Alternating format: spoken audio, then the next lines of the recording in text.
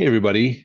Have you ever been looking at social media and reading about someone else's life and thinking, man, their life is so much better than mine? They get to go on vacation every week. They have the best job. They have the prettiest boyfriend, girlfriend, spouse, whatever it is. Or contrarily, have you ever been looking at someone's Instagram feed and thought, man, I'm doing pretty good. Their life looks rough.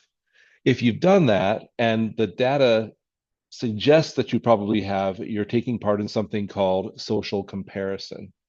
And social comparison is just what it sounds like, this idea of evaluating ourselves in relation to others.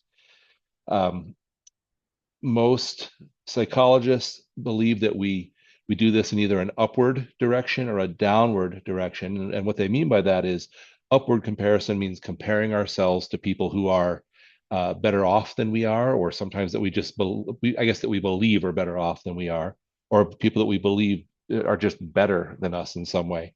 And downward comparison is the opposite, where we compare ourselves against others and consider them either or worse off than we are, or just worse than us in some way. No matter how we do that, it can have a very mega, I should say, a major impact on our own self-image, the way we compare ourselves to others socially.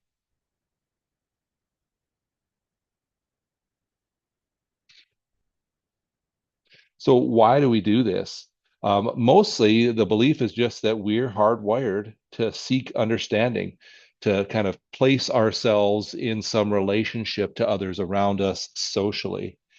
We want to figure out if we're enough, if we're measuring up to expectations, um, or if we're not. And as you can imagine, and probably as you've experienced, sometimes this helps us feel motivated, and other times it can make us feel unworthy or even just make us want to quit altogether.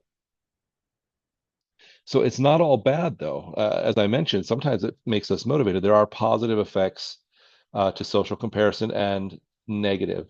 The trick is to try to do it mindfully, to carefully think about what you're doing when you're comparing, as opposed to doing it, kind of unthinkingly.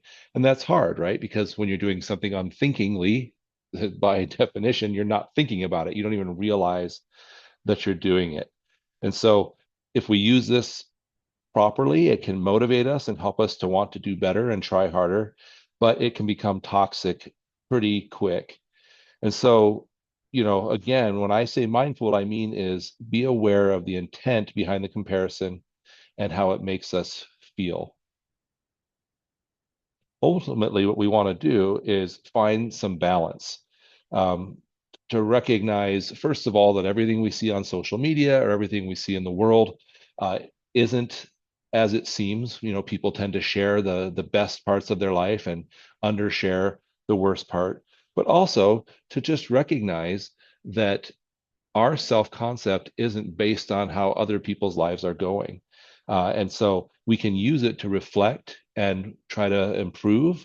And we can sort of avoid that comparison that is harmful to us or that can be harmful to other people if we let it be.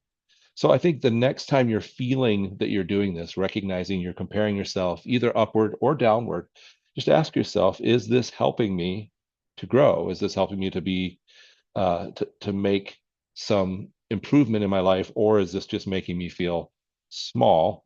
And that can really help keep the whole process in balance. It's not even a process, just something we do. Anyway, I hope that kind of explains the idea behind social comparison and maybe gives a tool or two to help make it a positive experience overall.